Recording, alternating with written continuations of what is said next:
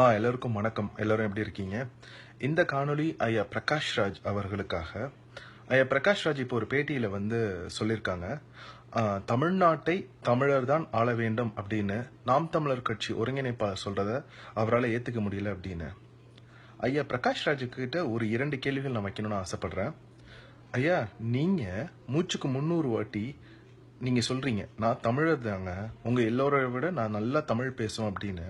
அப்ப உங்களுக்கு நல்ல தைரியம் இருந்துச்சு அப்படின்னா நீங்க கன்னட தொலைக்காட்சியில போயிட்டு, நான் ஒரு தமிழன், எங்க ஊர் விவசாயிகளுக்காக நீங்க காவிரி தண்ணீரை திறந்து விட வேண்டும் அப்படின்னு நீங்க சொல்லுங்க. ஒண்ணு.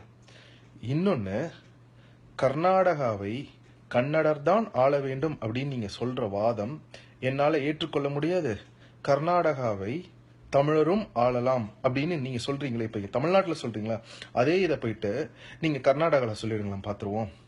ஐயா பிரகாஷ் ராஜ் அவர்களே, நீங்க என்னோட வயதுல மூத்தவங்க, ஆனா உங்களை பத்தி எனக்கு நல்லா தெரியும். ஏன் தெரியுமா சொல்றேன்? 20 வருடங்களுக்கு முன்னாடி குமுதம்ல உங்களோட பேட்டி வந்துச்சு. 20 எத்தனை வருடம் எனக்கு தெரியல. டூயட் படம் வந்த புதுசுல குமுதத்துல ஒரு பேட்டி வந்துச்சு. அதுல நீங்க சொல்லியிருந்தீங்க, நான் தமிழருங்க, தமிழ்நாட்டை சேர்ந்தவங்க தான், கொஞ்சம் வருடங்களுக்கு முன்னாடி நாங்க கர்நாடகா போயிட்டோம், இப்ப நாங்க திரும்ப வந்துட்டோம், என் தாய்மொழி தமிழ் அப்படின்னு நீங்க சொன்னீங்க. நான் அப்ப அதை பெரிய விடயமா எடுத்துக்கல.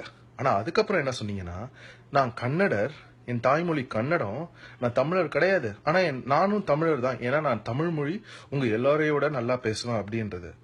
அதாவது ஒரு ஏமாத்துறதுக்குன்னு ஒரு அளவு இல்லையா? ஏன்னா நீங்க என்னன்னாலும் சொல்லுவீங்க, நாங்க எல்லாரும் கேட்டுக்கிட்டே இருப்போம் நீங்க நினைக்கிறீங்களா?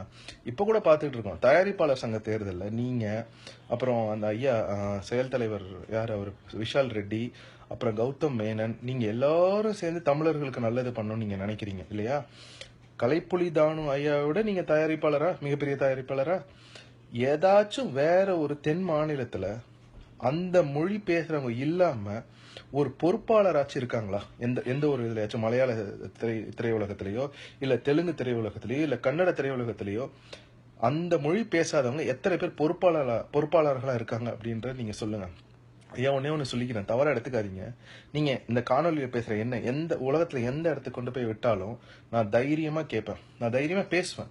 என் தாய்மொழி தமிழ், நான் தமிழன் அப்படின்னு. ஆனா உங்களை மாதிரி உங்க இனத்தை மறைச்சிட்டு தமிழ்நாட்டுக்கு வந்தோன்னா தமிழர், கர்நாடகாவுக்கு போனோம்னா கன்னடர் அப்படின்லாம் பேச மாட்டேன்.